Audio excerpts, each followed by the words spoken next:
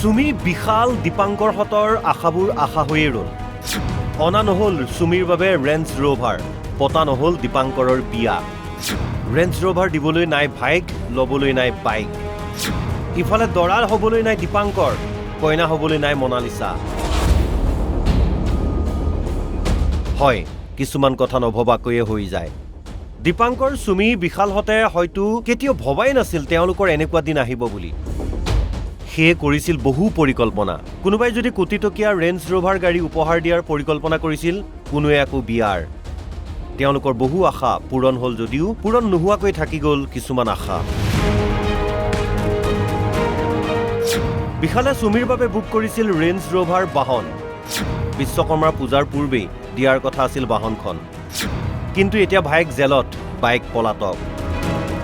ডিব্ৰুগড় জেলত দিন কটাইছে ভাইক বিশালে আৰু স্বামীৰ সৈতে আৰক্ষীৰ পৰা পলাই ঘূৰি ফুৰিছে বাইক চুমিয়ে। আৰক্ষীয়ে চুমি আৰু তাৰ্কিকক বিচাৰি হাবাথুৰি খাইছে। অৱশেষত বিচাৰি নাপাই ঘোষণা কৰিছে মষ্ট ৱান্টেড। ট্ৰেডিঙৰ নামত চপোৱা ধনৰ তদন্তৰ বাবে IPS সংযুক্তা পৰাশৰৰ নেতৃত্বত গঠন হৈছে SIT।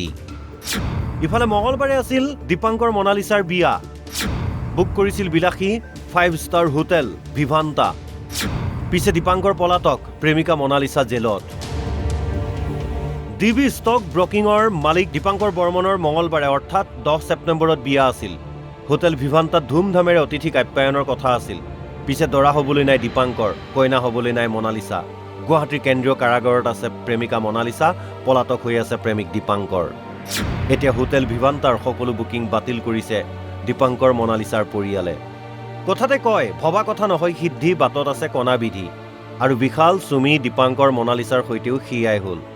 ট্ৰেডিঙৰ নামত ৰাইজৰ কোটি কোটি টকা আত্মসাত কৰি বিলাসী জীৱন কটোৱা প্ৰবঞ্চকসকলৰ আশাবোৰ এনেকৈয়ে আশা হৈ ৰ'ল। Bureau report, NB news.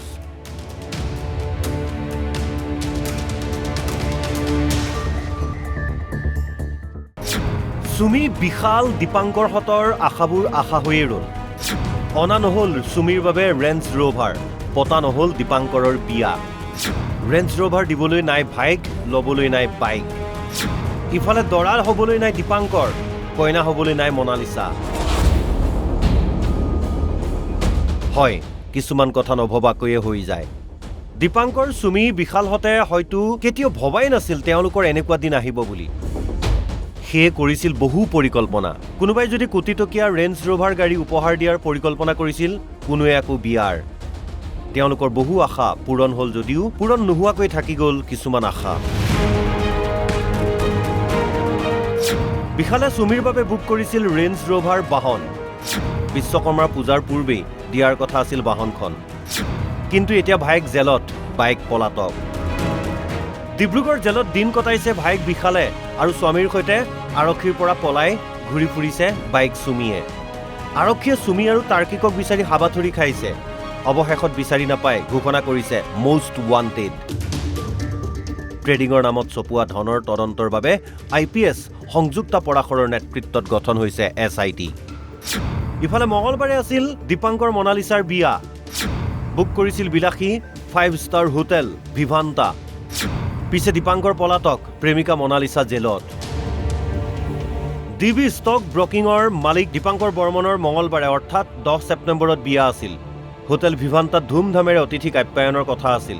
পিছে দৰা হ'বলৈ নাই দীপাংকৰ, কইনা হ'বলৈ নাই মনালিছা।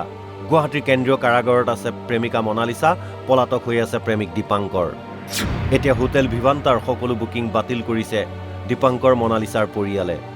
কথাতে কয়, ভবা কথা নহয় সিদ্ধি, বাটত আছে কণা বিধি।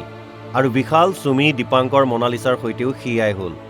ট্ৰেডিঙৰ নামত ৰাইজৰ কোটি কোটি টকা আত্মসাত কৰি বিলাসী জীৱন কটোৱা প্ৰবঞ্চকসকলৰ আশাবোৰ এনেকৈয়ে আশা হৈ ৰ'ল। Bureau report, NB news.